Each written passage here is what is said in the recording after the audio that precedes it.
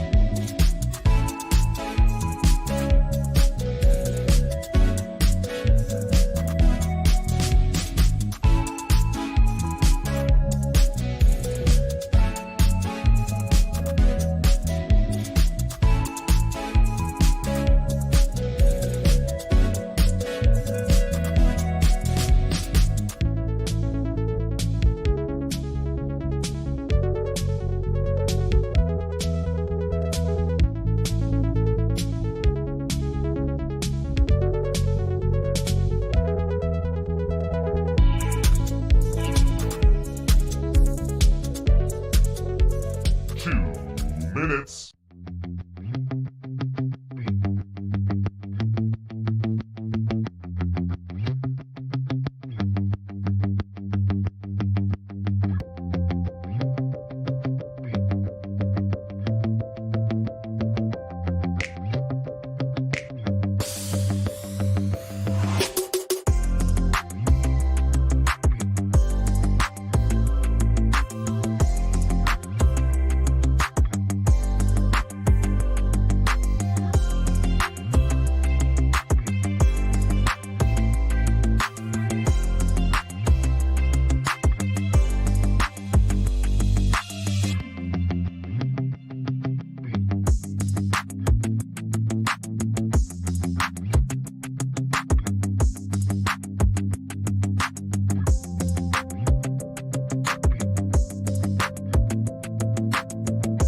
Get those questions ready.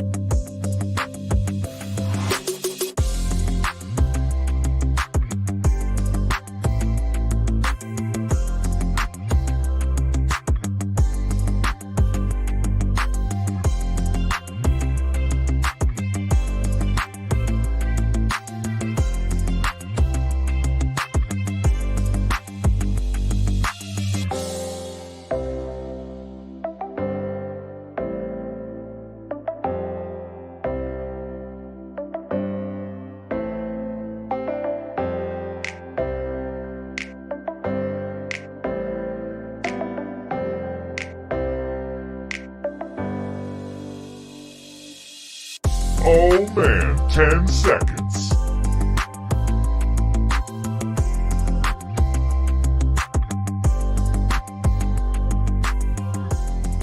Welcome to Solid Saturday.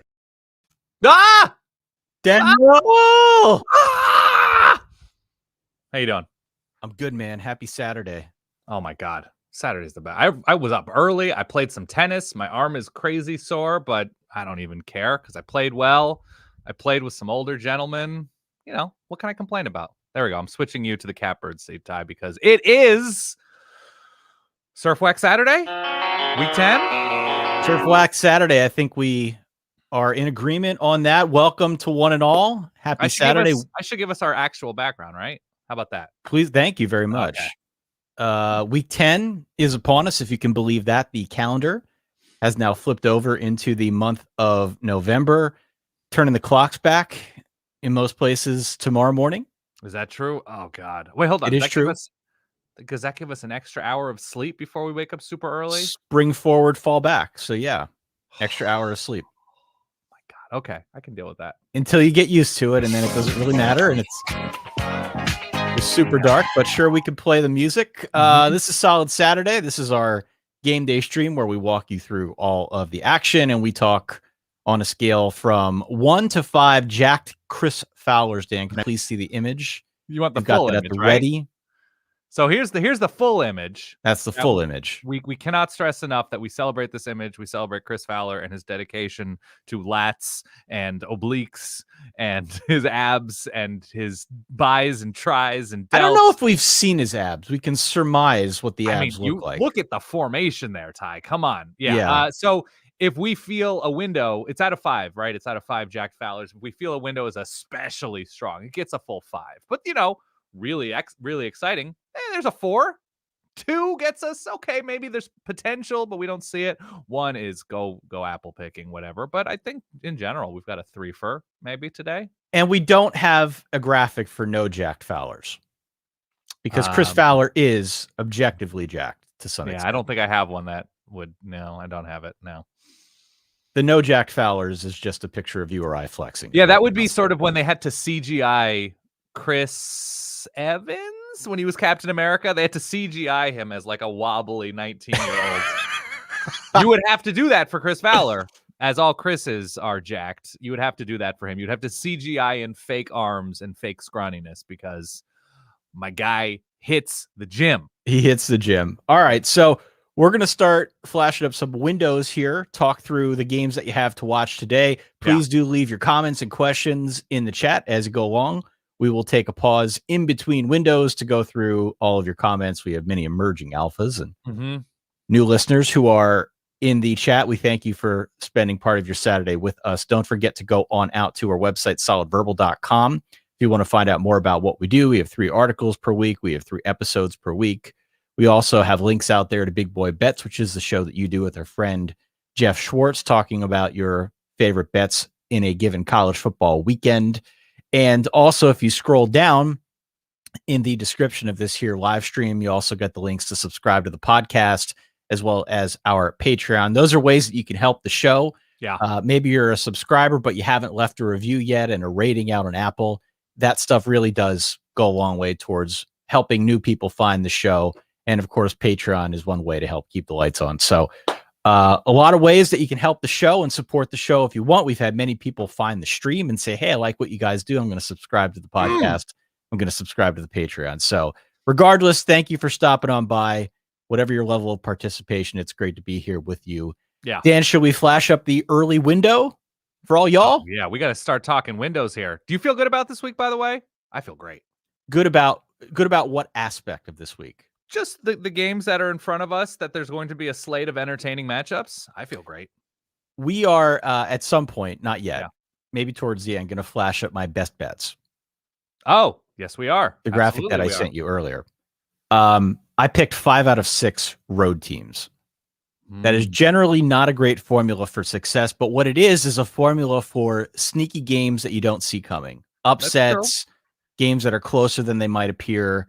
So I think from that standpoint, it's not on the surface the kind of week that has a ton of headlining matchups, but because there are so many good teams on the road, we are bound for a couple clunkers. And a couple of those games where you and I are feverishly texting back and forth like, it's the third quarter, and why is this only a 4-point game? That type of game. Yeah. If by the way, if you are a Patreon verbaler, just like we did last weekend, we will just go live on Discord sometimes. If a bunch of games, like if there's a 4-wide situation, we have a bunch of 1-score games with ranked teams at the end of a certain window, we're just going to go live on Discord, fire up the camera and microphones once again. So something to pay attention to. Also something to pay attention to, Ty. I know you're happily married. I know you are. I'm positive. But Mike said I would let Ty date my sister. And those are the types of comments we want to keep coming in. Thank you, Mike. Keep Very coming kind in. of you. Mike also wanted to know, where did Dan and Ty first meet? Can we get an origin story? Look up the history of the Solid Verbal. There's a whole podcast about, like, it's very long and very detailed. Before we get into the windows, look it up for listening tomorrow, Monday, Tuesday, whenever. I'll find the link to that, and I'll paste it in our in? chat here. Yeah. All right. You want to talk windows, Ty? Let's talk windows. Player.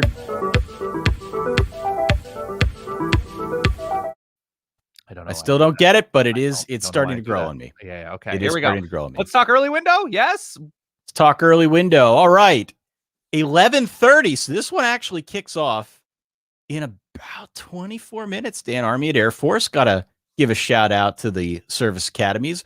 We've also got Ohio State at Nebraska, Wake Forest at North Carolina, SMU at Memphis, and Liberty at Ole Miss, Dan. I flashed the poll up there for folks to start voting where they stand. Let's start here, okay? Yeah. Of these matchups, if you had to rank them accordingly on a totem pole, which is the most interesting, which is the least interesting, and why? Oh, Wake Forest, North Carolina is the most interesting. This is a team that is right there in playoff contention, a team that wins in a very specific way, and so does North Carolina. So I think I don't know what the over number is at this very second, but I think you're going to get a ton of points. I think you're going to get an entertainment factor that should be off the charts, especially you look at the Wake Forest receivers, like Jaquari Roberson, just a special talent. Obviously, Sam Hartman's been there forever. And I understand the appeal of, Hugh Freeze going back to Oxford, Liberty Ole Miss, a good quarterback matchup, depending on Matt Corral's health. I guess Ohio State, Nebraska is interesting. Nebraska just makes too many mistakes, but we still have a killer offense up against a really strong defense, what we perceive to be a really strong defense. I mean, there's no evidence otherwise, so we're 10 weeks in. But I still say, pure TV, I go Wake Forest, Carolina. What do you say? Yeah, Wake Carolina is interesting to me because as we've now flipped over into November, and especially now that Wake is up to 9 in the college football playoff rankings, only the first batch, there are going to be an inordinate number of people waiting for Wake Forest to lose, rooting in some cases for Wake Forest to lose. And look, Wake's had a great year. You can't really take anything away from them, but I'm interested in that because as we get now into November, the schedule definitely gets harder. Interested peripherally in the Liberty Ole Miss game, the Hugh Freeze Bowl. I'm not totally sold on Liberty. I think some folks are really into Malik Willis. I get it. But I'll believe it when I see it is kind of my approach with respect to that game. The Ohio State Nebraska game is also of interest to me because I think, as we've alluded on our show, you kind of think Scott Red, not to bury the lead here, but you took the points. I did take the points. I took the points because I think while we're in agreement that Scott Frost is a bit of a dead man walking in Lincoln, they do have a good defense. It is a week after the Ohio State win against Penn State, which was a much closer game than we expected. Yeah. And I feel like there's a little bit of letdown there. It seems like the kind of game where Nebraska maybe comes out guns a-blazing and wants to try and prove something, like the last bullet in the chamber. 14.5, I'll take the points. Why not? So is that a game? What's going to be on your main screen, excuse me. Main screen will be Wake. Will be Wake. Let's flash that up one more time. All right. Just so that we can give everybody a frame of reference. Okay. Thank you very much. Yeah, I think main screen is Wake, North Carolina. I probably alternate on the second screen between Ohio State, Nebraska, and Liberty Ole Miss. By the way, if you're going out to solidverbal.com, our good friend Connor Mile, at Watching Football on Twitter, if you want a good follow, he has detailed this in painstaking detail, mapping out, giving you the blueprint for what you should do. And we're going to bring Connor on at some point, not today, but at some point soon here as we get into some of the better games, as you really have to try and dissect your week. We'll bring Connor on to talk through all things solid slate. But I would say probably only a 3 for me. Okay. In terms of 1 to 5 Jack Fowlers, it looks like 55% of our respondents have also agreed. I'm with a 3. Yeah. 23%, by the way, have gone with our new first choice instead of 1 to 2 Jack Fowlers. It just says Fowler isn't really jacked, in my opinion. Oh, come on. He's like 58. Everybody take pictures of yourself when you're 58. It's all relative. Come on. Yeah. Okay. By the way, if you have anything else to say about Nebraska, we do have. I mean, we have this at the ready. We have a background for our Nebraska-centric network. Yeah. We do have it ready. If you want to go deeper. If not, that's okay too. I'm ready. Okay. Should we get to questions and comments? Please. Okay, here we go. Let's get it loaded up. My dumb brain can't forget Army putting up a burger, whatever it was, a 50 burger against Wake. Yeah. I hear you. It wasn't pretty from the Wake defense, as it hasn't been all season long, which is why they're not. I mean, like they don't have a top flight opponent. They did sneak by teams like, I believe, Louisville and Syracuse, which is not great if you're talking about yourself as a playoff caliber team.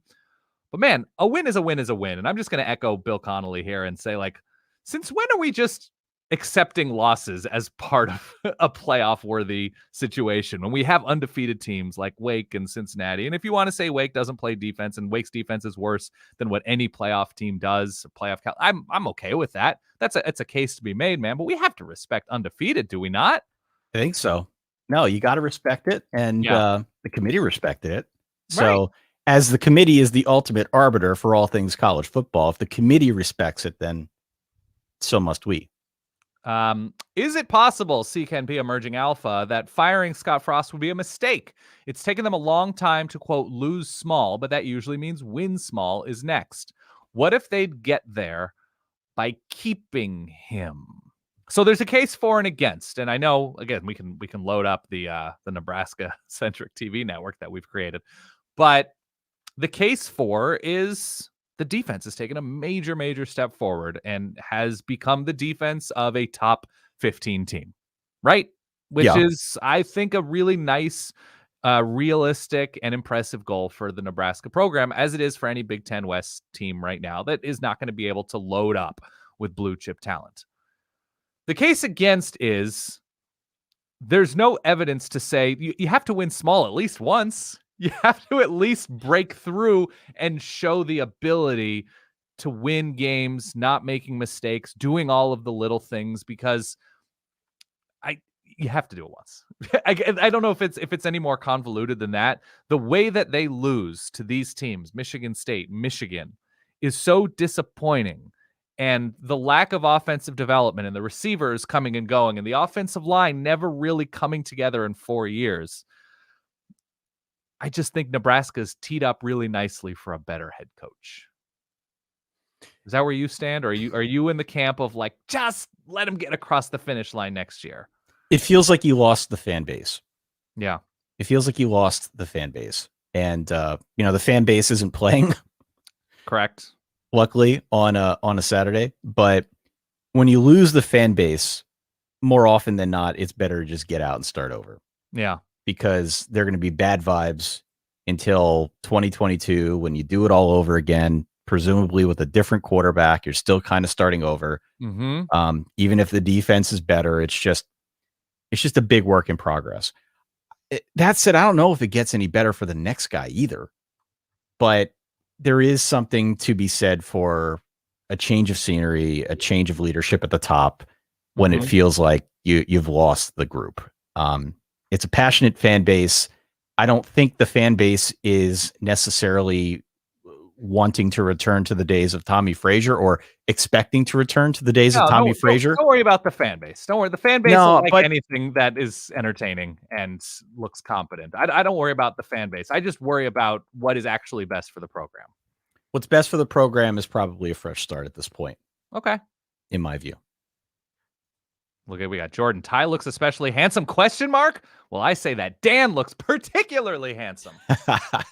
Jordan, what am I going to do? I saw somebody commented that they lost respect for us based on how we're dressed. I don't know if you're expecting like a full-on Antonio Conte here with a suit or what you're expecting, but this is a two-man operation, and this is the best we can do with our dress budget. So I worked out this morning and I didn't shower. So this looks particularly handsome for somebody who did not shower and just is throwing their life together and their aesthetics together. So a little bit more respect than that. Here's a good question. Sean wants to know, did we discuss Arkansas, Mississippi State this week on the main show? Did we? I don't think we did. What is wrong with us? Mentioned it. We mentioned it in passing. Because just a few short weeks ago, this would have been a headliner. Of course. It would have been a headliner. I mean, Mississippi State is, big old air quotes, a top 20 team. Big old air quotes. But do you have a lean in that game? I think Arkansas is favored by 5.5. The last time I checked, that was earlier in the week. In Fayetteville? In Fayetteville. Yeah, I'm going to go Arkansas. I'm a hog enthusiast, and I'm not going to abandon them just because they get shut out at Georgia or something like that. I still feel good about Arkansas on the back end, and Mississippi State perhaps in a letdown moment after, who'd they beat last week? Kentucky? Yeah. Yeah, an impressive win against Kentucky and kind of a surprise ranking. Sure, I'm going to go with the Hogs at home. A decent defense at home. Yeah, why not? I kind of feel like everybody forgot about the Hogs. Yeah. After being an incredible story early, suddenly, maybe it was because of the Georgia loss. I don't know. But everybody stopped talking about them. And they're still a really good team. Maybe not as good as we initially thought. Maybe not a top 10 team as they were at one point. But still a really solid team. Sam Pittman's done an awesome job. The question for Arkansas all year, even before the season, was the schedule. The schedule looks on paper to be brutal. Through the month of November, Mississippi State at home today. Then they close out with consecutive road games against LSU and Alabama, and then a home tilt against Missouri. So by no stretch, an easy stretch to close things out. They only need one more win to get bowl eligible. By the way, I think Nolte HSU. My respect has dropped a little after seeing how y'all are dressed. LOL. Okay. We're in our homes. It's not like we're on stage. And by the way, Our stream, our lighting, our cameras, that's what matters. We're giving you a product here. It's hard to put lipstick on a pig. What are we going to do? We're going to pretend? Look at us. Come on. Here we go. The Georgia Tech Miami game in the early window could be really good too. I'm with you, Emerging Alpha CKNP. Yeah. I'm not going to abandon Georgia Tech, even though their results have been uneven. They've been sort of, I wish they've showed fight this year. I wish they would have built on some earlier results a little bit better. And the NIU loss, I guess, has looked a little bit better. Did you see that receiver, by the way? I think it was. Oh my God, 300 yards? Unreal. From Rocky Lombardi, no less. An all-time losing effort connection. But yeah, NIU. All right. You want to get to the afternoon window? You want more comments and questions? Let's go afternoon window. Afternoon window. Here we go, Ty. I'm producing the show as I'm hosting it. There it is. I'll take off this comment as well. Read it off, Dan. Michigan State at Purdue. Tulsa, Cincinnati. Game days there as we speak, right? Yep. Oklahoma State at West Virginia feels a bit trappy. Auburn, A&M as the SEC headliner. I believe you mentioned this. This is the only matchup between ranked teams this week. And NC State at Florida State, also in the afternoon window. And, of course, there are pictures of Rivers Cuomo on each one of these windows because Surf Wax Saturday, Ty. That is correct, Dan. Thank you. Give me your thoughts on the window. Really interesting window. I think relative to the week, 5 Jack Fowlers for me. This is the window that I'm most interested in. 5. I don't get the point spread at all in the Michigan State-Purdue game. Michigan State favored by about a field goal. Yeah. Cincinnati, Tulsa. I think Cincinnati now knows what it needs to do. They need to try and rip the arms and legs off of every opponent that they play. I'm not sure they'll be able to do it against Tulsa, favored by about, I think, 23, somewhere in that neighborhood. Tulsa's had a rough year. Yeah, the Oklahoma State West Virginia game is interesting to me. I agree with you on the trappy side. I don't know what to make of West Virginia, and I've had a hard time trying to measure Oklahoma State all season. The Auburn A&M game is really interesting to me. Really interesting to me. We talked about it. If you go back on the YouTube channel and look at what we put out there after the first batch of rankings, but these are two teams with a really good strength of schedule ranking. Auburn, much better than A&M thus far, but A&M will get there. And so there's a case to be made. It's not a strong one that if either of those teams runs the table, they could eke their way into a kind of like all hell breaks loose playoff scenario. Sure. Again, not a great one, but it's there if you want to make it. And what was the last game you pulled the graphic down? Oh, there it is. NC State, Florida State. You like Florida State in that one, don't you? I do like Florida State in this one. I think week to week they're improving. Don't pay attention to the score of the Clemson game. Obviously, there was that last second weird, hallelujah play that covered the game for Clemson, I believe, right? Yeah. I just think it's going to be good TV. I think Florida State on offense has been interesting. Obviously, Jordan Travis has been, kind of a revelation this year at times with his ability with his arm and his legs. And Florida State's competence level is slowly rising. And NC State on the road with their own struggles, especially running the ball. We thought that was going to be a strength this year, and they really haven't been able to do it against the better teams on their schedule. I just think it's interesting.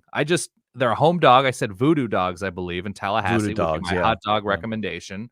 So, no, I just think there's good entertainment factor there. I'm just on the earlier slate. I know you don't understand the spread, and I think there's just a perception that Purdue can come to play at times because of that Iowa performance.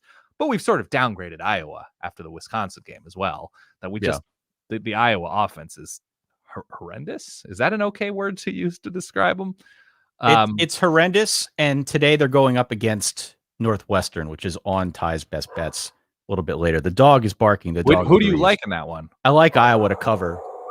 You hear the in my own backyard? That is so. Hold on. So we're talking about an actual home dog. That's right. And your home dog is barking there. Northwestern. I did not train her to do that. Okay. That is because the neighbor dog is barking. Okay. And I'll mute my microphone here so it's not overpowering. But as we're talking about the home dog, the actual dog in the background is losing it. Yeah. Yeah. Okay.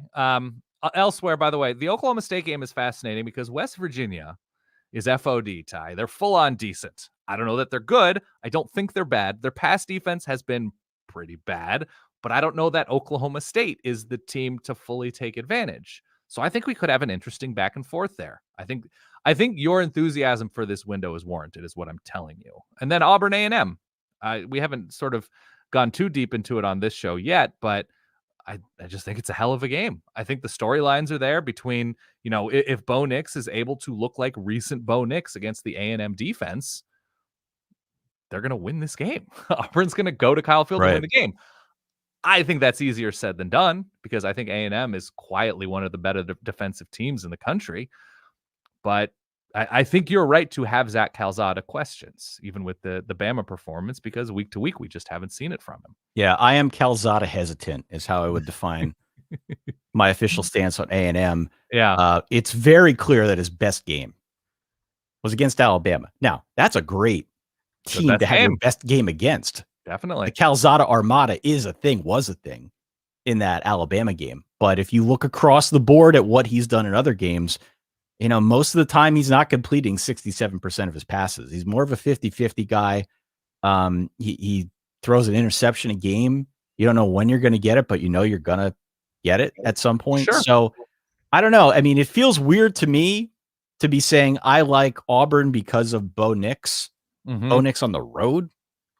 Really? Like, what year is this? But in 2021, Brian Harsin has simplified the system. It's not as reliant on Bo Nix. They're asking him, I think, to do a little bit less, trying to rely a little bit more on the ground with Tank Bigsby. Mm-hmm. And Auburn just feels like a solid team to me. So I don't know who wins that game. I could see it being close, and that's why I like the points. My numbers indicate that Texas A&M's offense is the number one offense in America with goal to go.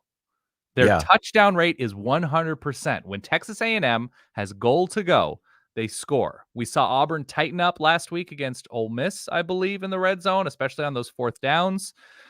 It's going to be high leverage moment after high leverage moment. And as we all see every week, somebody's going to come out alive. And I just think this one's going to be a fun back and forth. That's me.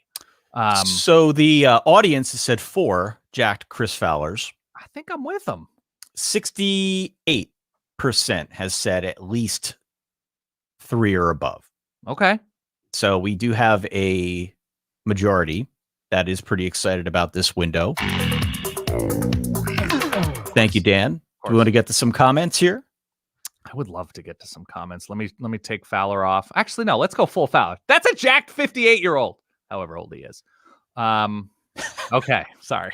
I don't know why I'm defending his honor. He's done perfectly well. Bo Nix has played in the whiteout and Death Valley at night this year. Maybe he's accustomed to the road now. I mean, those are two very difficult places to play on the road. There's nothing that can be said beyond he has dramatically and clearly improved this year against evidence that he just sort of is what he is, was what he was. And so I think that's a totally fair point. Road dog Bo. Maybe he's road Bo. Yeah. Bo on the row. Bo on the road. Myself. Can Navy upset Notre Dame? We really didn't talk about this one because Ty is fearful of Navy. They could be 0-40. They could be 40-0. I know teams don't play 40 games, but Ty has a weird part of his brain with regard to Navy and Notre Dame. I do. I don't think this is going to be the year. Okay.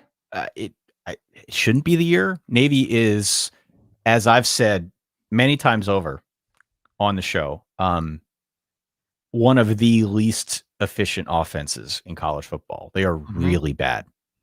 They're actually a little bit better on defense this year than they are on offense. And that's saying something because it's usually the opposite for Navy. Yeah, of course. They're usually very bad on defense. And they're not good this year either. But comparatively speaking, they're better with their defense.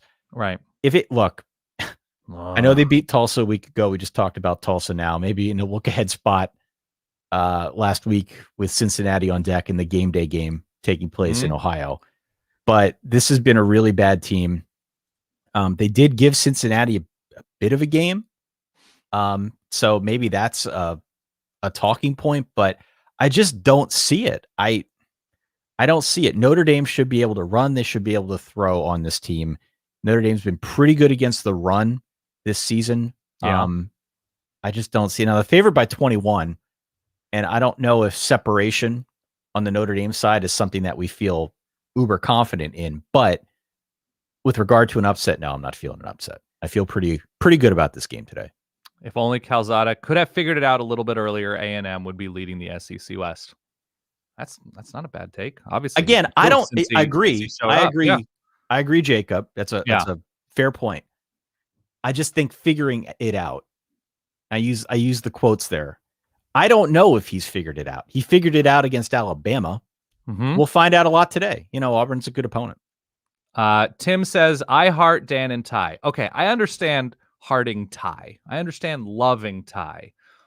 I think Dan is just a looks guy. I think he's just there for how handsome he is, and how just the rugged presence that he brings to the show. But I think Dan's overrated. Can we call out the number of comments that we get on a yearly basis? We don't get them every week. Yeah.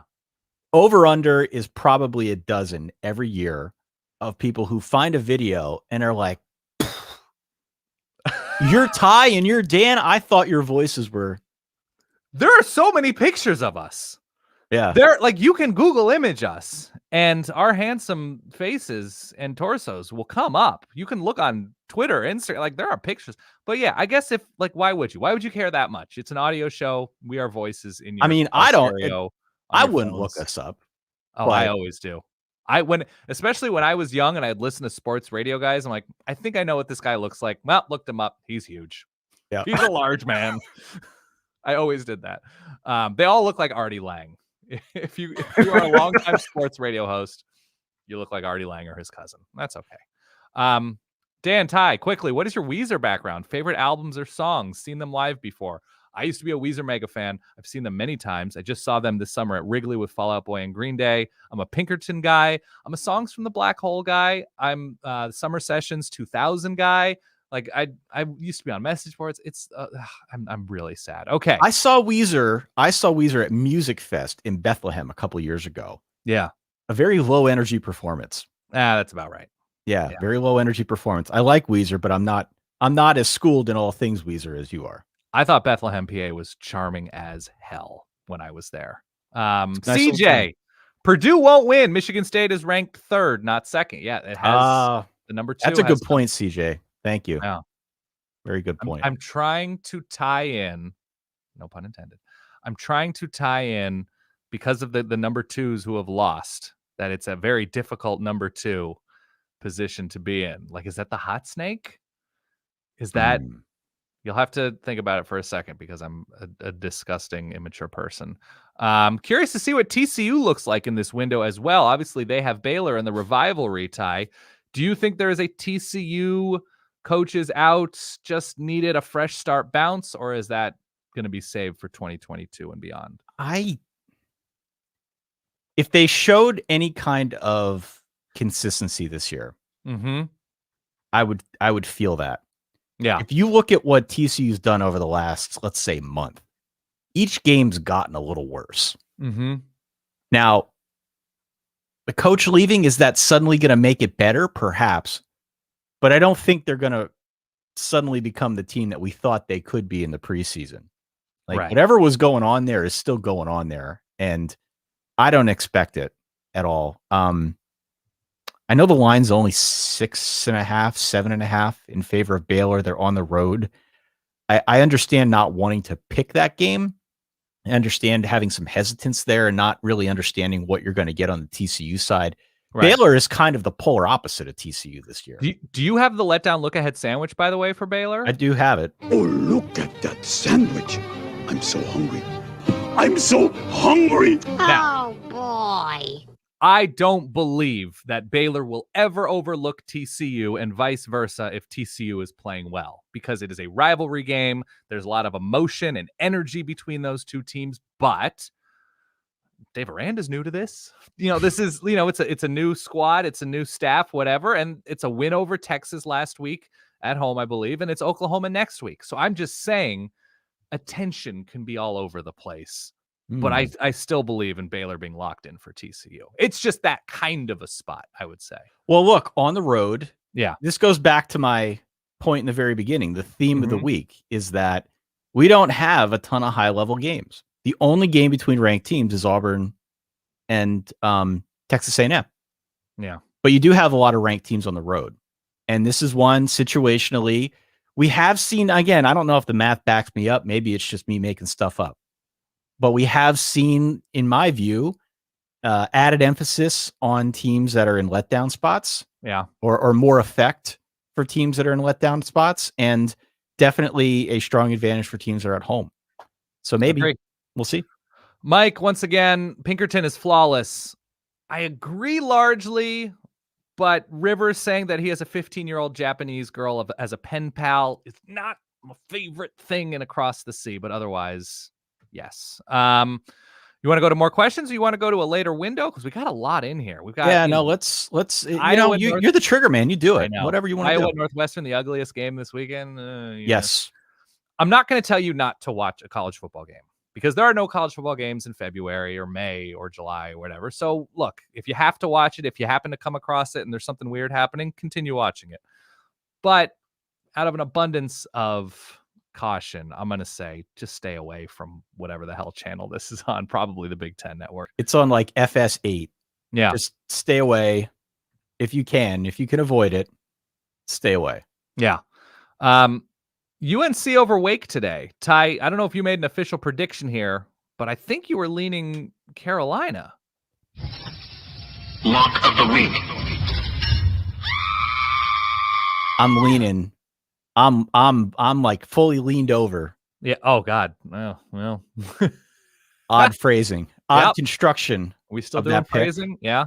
But yeah, Carolina -2.5 is that's my main lock of the week.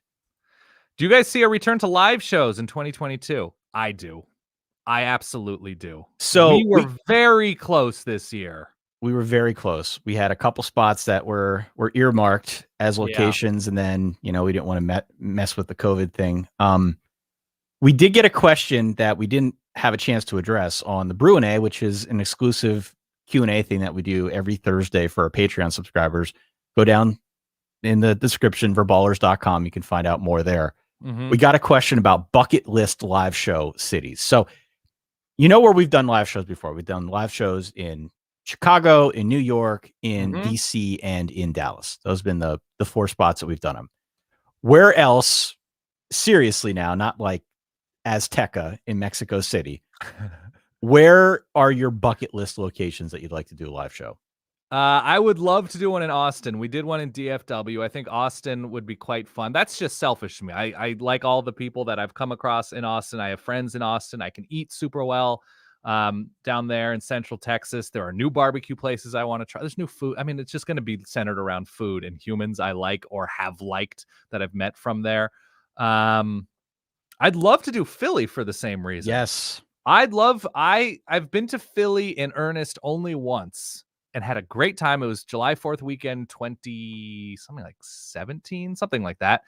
I think the food is great. I think the city itself, the interesting neighborhoods appeal to me. And we've got a lot of Penn Staters that listen to this show that are probably in that greater area of Eastern PA. Philly is a surprisingly strong market for us, despite the fact that there's I would love to do Philly.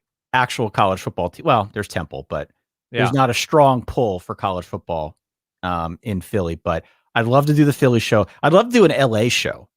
LA would be great. Because, when we started this thing, I was close enough to Philly and you were close enough to LA. Mm-hmm. And so it would kind of be like the homecoming tour for you and I to do a New York a Philly and a LA show. Sure. By the way, Tim in the comments says, need you out here in LA. Ty needs to meet Dan's family. Ty has stayed at my family's house. I knows have. Doc and Jelly, my parents, he knows my brothers. Ty we've been doing the show since 2008. No, Ty's been out multiple times, right?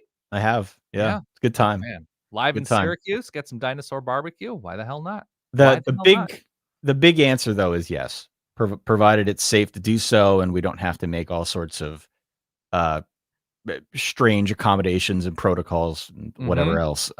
Yeah, we'll be doing that again in 2022. Emerging Alpha in the comments. Mike, Pittsburgh. I haven't spent a lot of time. Do locals call it PGH? Is that a thing? Pittsburgh's awesome. Pittsburgh's an awesome city. I loved Pittsburgh in the very Pittsburgh short amount of time I was is there. freaking awesome. An awesome underrated city. You know what I'm going to do? I'm going to echo my buddy Ben Golliver of the GOAT podcast, the GOAT NBA podcast. America is underrated. There are so many cool places to go. I'm not talking politics. I'm not talking anything like that. I'm not even talking patriotism. I'm talking specifically the variety of places and foods and cultures and national park. Like, America's underrated. I want, like they say in Ted Lasso, how many countries are in this country, right? Yeah, exactly. It's kind of on the same level. Ty has recorded a podcast in Dan's parents' hot tub, correct? That's true. Ty had 4 microphones around said hot tub going into a mixer with an extension cord coming in from the house. You don't understand how locked in Ty is. It's, in fairness, be real. Yeah. It's a little over the top. I know, but like I'm a little over the top with it. Like it's great. It's cool that you kind of let me do my thing here. Sure. But I'm a little not right. Okay, should we get to a night window? Because the comments and questions have been A+. No, let's do it. Let's get to the window. All over the place. All right, let me get rid of this this comment in here. But Ty, late window. 7 p.m. Boise, Fresno, Tennessee at Kentucky. Thank you, Surf Wax Saturday. Yeah. Mm-hmm. We've got your Oregon Ducks, number 4 Oregon Ducks, playoff bound Oregon Ducks. Do you want me to read you? This is what I get texts from Jeff Schwartz all hours of the night. Like, I'll get a text from Jeff at 4 a.m. Our pal Jeff Schwartz, who co-hosts Big Boy Bets, Oregon alum, NFL alum, offensive lineman. He'll get a text at 4:18 a.m. We'll be like, I don't know if I trust our safeties. Go to sleep, my guy. It's an up and down window. Continue. We've got Clemson at Louisville.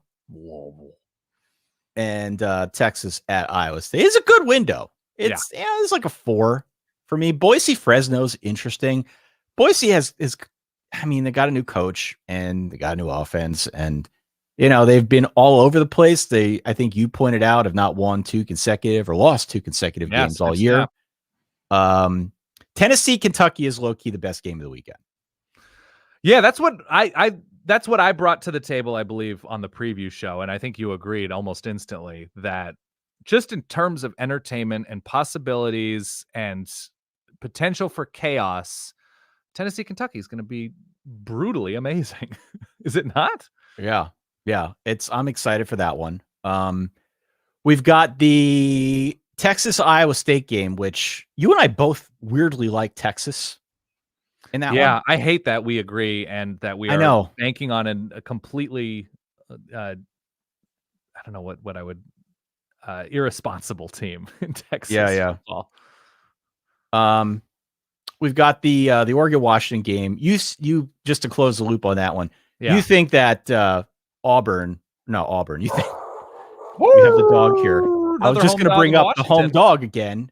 Potential of Washington, and she barks. Yeah. Where are you at with that game? You feel good about Oregon? I do feel good about Oregon. I feel good about Oregon, and I can't point to a reason not to. The weather's going to be gross, which may favor Washington, who is not a throwing team in the way that Oregon, that's a burp, at least lately, has become a throwing team. Anthony Brown has started trusting his receivers more. It helps when they play Colorado. I get it. I think it's windy and rainy in Seattle, so maybe ugly it up. Who's better at ugly football than the 2021 Washington Huskies? And it's an emotional spot. It's going to be loud. It's going to be an angry Husky stadium right there on the lake. I understand all of that. You got to throw the records out in a rivalry game. There's much more animus, I think, between Oregon and Washington than there is between Washington State, Oregon State. So I get all that. But Washington just can get pushed around up front, and that's how Mario Cristobal Gorilla Ball works. That's all he wants to do. And I like Oregon's corners enough, even though they're beat up at safety, and Washington has popped a couple big pass plays. I just don't think there's a position group where Washington has a demonstrable advantage. So I hate taking Oregon in this one, but Oregon has performed better on the road, Ohio State, UCLA, and they get up for these types of games under Mario Cristobal. So I'm going to go against the home dog. I don't have a Seattle hot dog recommendation, though I remember that there are places that put cream cheese on hot dogs in Seattle. Oh no! And I'm anti. Oh no! No! Not for me. If it's for you, to quote Michael Felder, don't let me yuck your yum. Not my thing. What about UTSA, man? Where are they? Yeah, we should have put that up. UTSA, UTEP. I like the Roadrunners here, Ty. I do like the Roadrunners to continue. Even there's distraction, I suppose, with Jeff Traylor, but what is it? Frank Harris, Sincere McCormick, an impressive backfield. They've been winning games impressively, and the UTEP story is fantastic. But I think, especially there's an extension for Jeff Traylor, so that's nice that there's confidence that he'll stick around maybe for another year or two. I'm going Roadrunners here. What about you? Yeah, I like the Roadrunners. Did we put LSU Bama on any graphic either? I don't know that I did. Yeah, and I mean, look, that's fine because Bama's favored by 4 touchdowns, but this is a recent matchup that it's nearly 30 points. Is notable. Right. LSU going through kind of its own coaching thing at the moment. Bama just needs to sort of hold serve until they square off against Georgia in the SEC championship game, but that's another one that we could probably throw out as well. 3 Jack Fowlers, by the way, is where the community is at here. Interesting. For the nightcap, yeah. I'm at 4. I'm at 4 because of my own personal view of Oregon, Washington being must-see TV. I bet a pizza with my youngest brother, Alex, who does work over there for Secret Base with John Boyce. He does a great job. Check him out, Alex Rubenstein. We bet a pizza every year on this matchup. I think against the spread. I'm never positive if we do just straight up or against the spread. All I can tell you is I have been rich in pizza these last 15 years or so. Woo! A lot of free pizza coming my way as an Oregon fan. No, I think this is going to be a great window. Forget LSU, Bama. I think I had Louisville, Clemson up on there. But between Tennessee, Kentucky, and Oregon, Washington, and even Boise, Fresno, I think is going to be interesting. I'm at 4, man. I'm at 4 myself. 4. Yeah, I'm at 4. I think it's going to be a fun night of football. I really do think it's going to be a fun night of football. By the way, I don't know how much you paid attention to last night. Oh, boy. Tanner McKee did not play for Stanford, and Utah on the ground ran for 440 some odd yards. Mashed them. Yeah, it was. Absolutely. Here it is. I was thinking more. Guess who just got murdered? Just got run off the field, and Phil Jurkovec came back. That's right. I did see that. He was supposed to be out for the year, and BC with an impressive win over Virginia Tech. I haven't watched it yet. But 17-3, Braxton Burmeister left with a injury in the first quarter, and then Tech couldn't do anything through the air, so it was a bad showing. Justin Fuente, he was already on a warm seat. It's scalding hot after this showing, even with a backup quarterback. But where was the game? Game was, I believe, at Boston College. Okay, so at least there's that. Yeah. So, but good to see. Yeah, it was the red bandana game. It was the red bandana game this weekend. Yeah. Yep. All right. I want you to flash up my picks because I have gotten questions about these. Okay. These are the picks of the day. I was 6-1 last week, which most assuredly will not happen again. So if you're looking at these and wondering, wow, should I really go with this? Like maybe give it a beat. These are your road warriors. These are my road warriors. 5 out of these 6 are on the road, which is never really a winning formula, if we're being fair. Right. But I like Carolina over Wake -2.5. That's my lock of the week. I also like Penn State against Maryland. I don't think Maryland's that good. I think Maryland's a better story than they are football teams. So I'm out on Maryland. I think Penn State showed me something last week. So I'm back on the Penn State train. I don't get the Michigan State line at all. I might be walking into a trap there, but that line at 2.5 or 3 to me is very, very suspicious. And I can see it being close, but I like Michigan State even in a letdown spot. The Iowa Northwestern game, we alluded to that one earlier. I hate that I have this game here, but I don't know how Northwestern's going to score any points. That's fine. That's against fair. Iowa, whether they're playing that one at home or in Iowa City or on the freaking moon. Like, I don't get how they're scoring points in that game. We both like Tennessee outright. I think we talked about that one before, and I'm going with Oregon solely on the weight of your argument, which is you think that this is a game where they're going to play well. I'd also be inclined to say Texas outright against Iowa State, because sooner or later Texas is going to get out to a hot start and they're going to see it through. Yeah. And I could see it happening against a team in Iowa State that no matter love them or hate them, they're still kind of mistake prone. Yeah. Now it's not Brocktober anymore. I could see them maybe laying a dud there against Texas. And there's some recent history that I would expect maybe Texas is trying to get revenge for. But those are my picks. Take it for what it's worth. Don't take them too seriously, but that's what I'm going with. Did you with wager American dollars on any of those? All yourself? All of those. So that's real. Ty's looking to build his bank account up. Brick. That's right. You think I was going to go a whole show without playing this? Thank you. I appreciate that. Sorry, I apologize, but I love that sound, and I love that's on a soundboard for us. Any other thoughts on late window? Any other games as you look at the scoreboard and the schedule ahead that are not listed here? You mentioned LSU, Bama. You mentioned UTSA, UTEP. Yeah, that's a late game, by the way. That game's kicking off pretty late, I think at 10:15 on ESPN2, which is great for them. Yeah, of course. There's an Indiana-Michigan game late. Michigan favored by about 3 touchdowns. Indiana, maybe has a new quarterback that could make this one interesting. USC ASU is a 10:30 Pac-12 after dark game. Yeah, I don't know what to make of that one now that Drake London is out for USC, but ASU isn't the most reliable team either. True.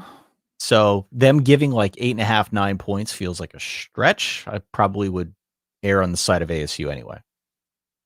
Yeah, that's true. No, I don't have any thoughts on any of those matchups. USC wasn't especially good with Drake London. He was all that was working out for that offense. And frankly, they should have been playing him at safety, linebacker, defensive tackle, anywhere to get the job done, because he is just an exemplary talent and will be at the next level as well. But yeah, bummed to see him go down. Yeah, I think it's going to be a great day. I really do. And yeah, I wish it would have been nice for the Big Ten to give us I guess I don't know what I'm trying to say. I wish Indiana were better, I guess, right? Because they've been involved in so many of these games early on. Their schedule was so front loaded that I wish we had a more entertaining game against Cincinnati or Michigan State. And they played Michigan State tough, but I just wish I'm sure as Hoosier fans want to do as well, wish their act continued to be together on offense this year. And yeah, I imagine Michigan's they're gonna keep going. Yeah. Push Indiana around as well. So the Michael Penix thing didn't work out this year. He came back from injury. Yeah. He was fun as hell to watch a year ago, but he was really mistake prone this year and just never got it together. And so that hurt them to some extent, but maybe we were a little too bullish on what we saw in 2020. That was one of the things coming into the year that nobody knew how seriously you could take 2020. In some cases, you could take it really seriously. Yeah.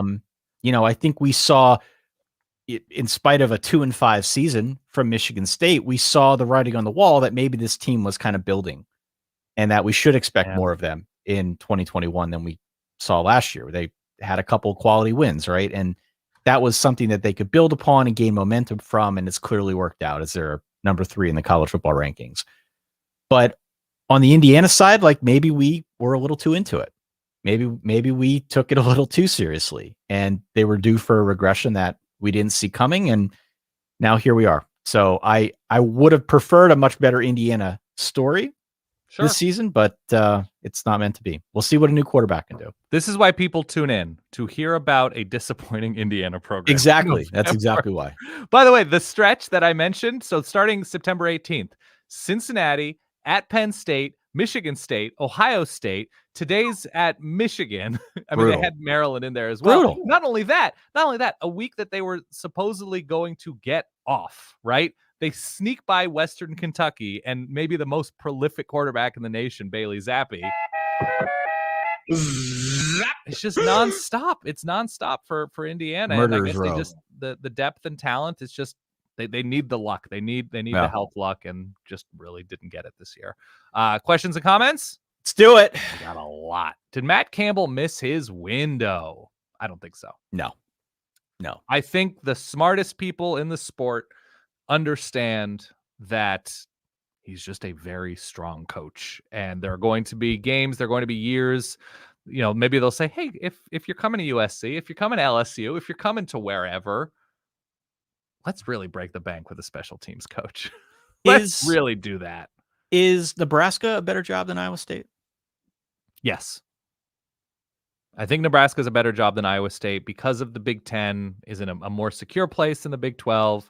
I think the size of the program, I think the commitment to the program, and yes, I think Nebraska's heights. First of all, that's a crazy insulting question to Nebraska fans, but I appreciate that you asked it. It's fair to ask. Yeah. Here we go. Dan, you're still playing the greatest of all sports, paddle tennis. I've never played paddle in my life. I've never played paddle tennis in my life. There's tennis, there's paddle tennis, there's platform tennis, and there's pickleball. I just stick with good old-fashioned tennis. I drove by, a quick aside, I went to watch a friend's son play flag football last night. Oh, yeah. How was that? It was awesome. They lost, but I came to the conclusion that if you just did a handoff and then a fake pass, like a handoff RPO in flag football 5-on-5, you would never lose. I say this because on the way there, I drove by a bunch of people playing pickleball, and it looked very interesting to me. But I was quickly taken by the schematics going on the flag football field. I love it. I don't know if there flag football. I played flag football in college. Okay. I like not intramural teams and whatnot. I'm wondering if there's any opportunity to be an offensive coordinator for like a 9-year-old flag football team. Like, I don't want to have to interact with the kids or the parents. I like the kids. They're cool. You want to be the Clancy Pendergast. I want to be the kid from Little Giants with the annexation of Puerto Rico on the computer.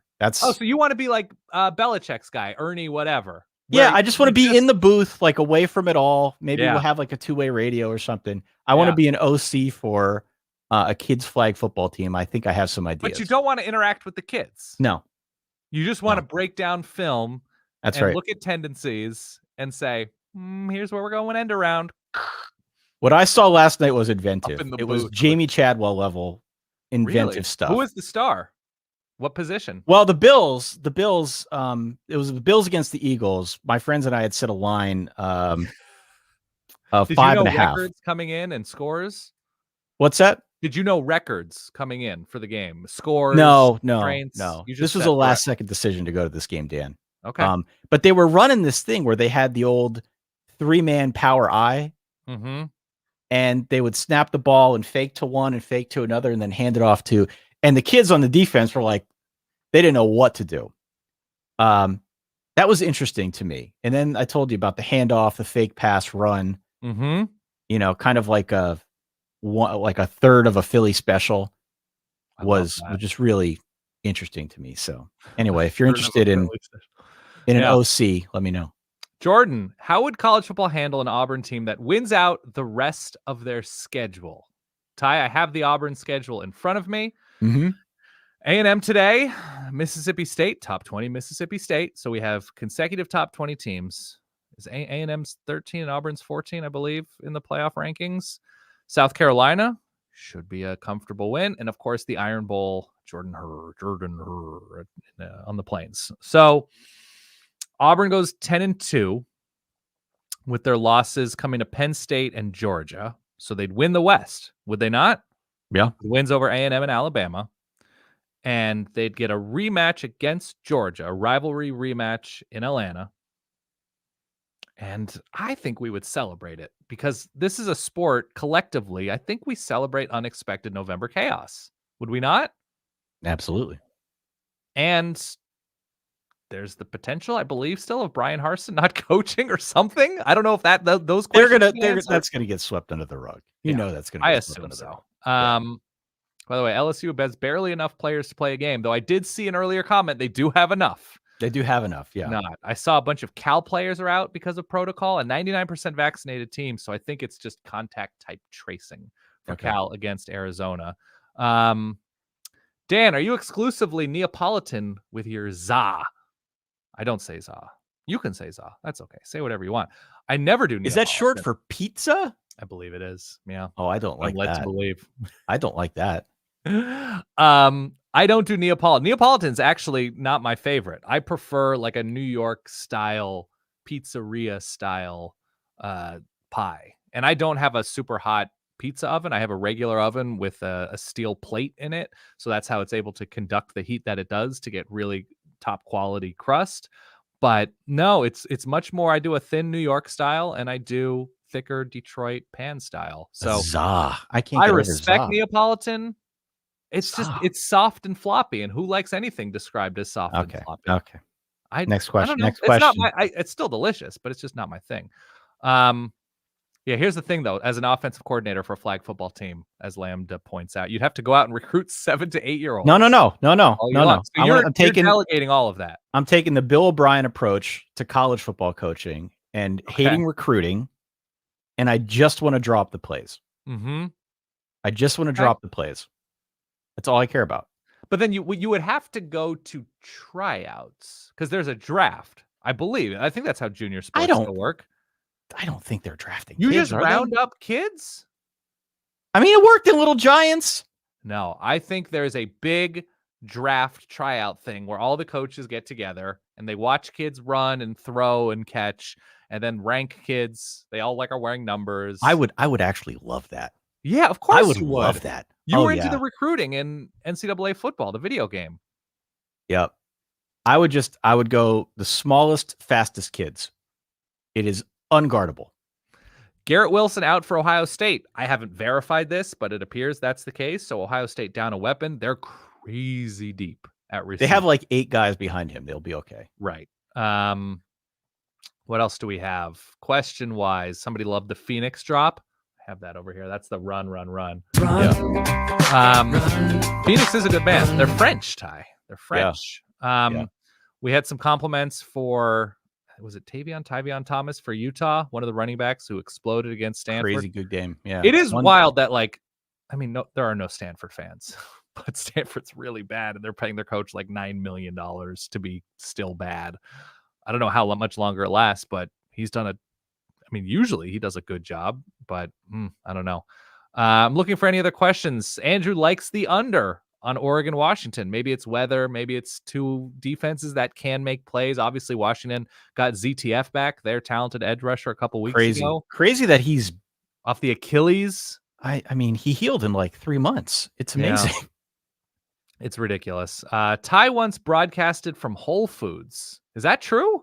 The dog did you do a show from Whole Foods? I don't think I did. Whole Foods? I don't think so. Okay. New Orleans for a live show. The food scene might blow Dan's mind. I had my bachelor party at New Orleans. I've been to New Orleans a couple times. I went to Jazz Fest in like 2013, 2014, somewhere in there. And I did my bachelor party in New Orleans. I love the city. Nola's great. I ate my ass off. That might be one of the only places you and I have both been to a bunch of times. I love NOLA. Somebody asked a question about you, and I don't remember what it specifically was, but it should be pointed out. It's just you and the doggo this Saturday, right? Solid Wife's out of town. Yeah, it's Solid Puppy Saturday here. Solid Puppy Saturday. Yeah. How is the day gone with the pup so far? She's good. She sees dogs walking by. That's why she's barking. Oh. All right, here we go. It's been timely. Yep. Since I describe Neapolitan pizza as soft and fluffy, soft and floppy, what college football teams would you describe as soft and floppy? I mean, I have the sound. I mean, we have that sound always at the ready whenever we maybe want to talk about USC. Mm-hmm. So I think USC's in there. Texas is probably in there this season. Soft and floppy. Texas and USC are the obvious ones. Okay, I think that's right. Games are about to start. Obviously, Air Force started a while ago. Air Force Army started a while ago. Final question, Ty. It's to me, sorry, but you can answer it too. What is your favorite unexpected pizza topping combo? I'm so upset that I didn't make dough yesterday because I would have made like a fun. I was thinking like a veggie pie today for Oregon, Washington, because I just have been in the mood for peppers and onions and stuff. What's your unexpected combo? That's the answer. Peppers and onions. That's a standard combo. I did not start eating onions on pizza until a couple years ago. Oh, okay. And I did not expect that it would be as enjoyable an experience as it has proven to be. I like onions normally, but I just on pizza, I'm weird with like pizza toppings, like pineapple, like keep that stuff away. By the way, shallots, if you're going to go onion, shallots are probably the move. Shallots, concentrated flavor. You shave them up real thin. No, that's great. Onions for me is the answer. Onions with anything. Pickled pineapple. No, absolutely not. So it's a spicy pineapple tie. No. Yeah, you're out of your mind. I do like pepperoni and pineapple. I haven't done it in a long time just because, I like other things better, but I like pepperoni pineapple. I would say the combo, I would put spicy honey on pizza. A drizzle, not heavy, not gloppy, but a spicy honey there. I know games are starting. We're going to get out of here on this, but these are the true believers right here in the Solid Verbal Solid Saturday who want to hear about pizza combos. I've been doing poblano peppers. I roast them up and season them before topping them on the pizza. Poblano peppers are quite good. I like roast garlic. It adds a sweetness to pizza with onions or pepperonis or something like that. I'm not a huge sausage pizza guy, and I like sausage. I much prefer pepperoni on my pizza. Pancetta can be very good on pizza, the bacony flavoring. Dill pickle mustard from Trader Joe's, David Hatfield is pointing out. I'm going to make you, I don't know if you're booked and confirmed yet, but I'm going to make you some kind of roast mushroom pizza when you're out here early December. Okay. You said that's what you wanted, right? That's how you judge pizza? It's one of the ways. I mean, ultimately plain is how I judge pizza. Okay. I'm like I've said to many people that I'm friends with. And I want to do a Verballers thing as well. People on our Patreon. I want to get them some pizza. But when you're out here, I am going to inundate you with pizza like a casino treats a Japanese billionaire. You're going to be a pizza whale. And on that note, thank you for stopping on by. Go to any of the links in the description for more on our podcast. If you already don't know about it, my guess is if you're still watching, you probably do. But in any off chance that you're new to this, please click on the links below. Subscribe to the channel if you haven't done that already. That we're trying to do our best here with YouTube to build this up. Otherwise, give us a call. 408-VERBAL-1 is the phone number. That's the reverb line. You can leave messages as you're watching the games as they transpire in a given Saturday. Week 10 is now underway. We wish you all very, very well. And please do stop back either tomorrow if you're a Patreon sub or on Monday as we'll break down everything that took place in week 10. See you soon.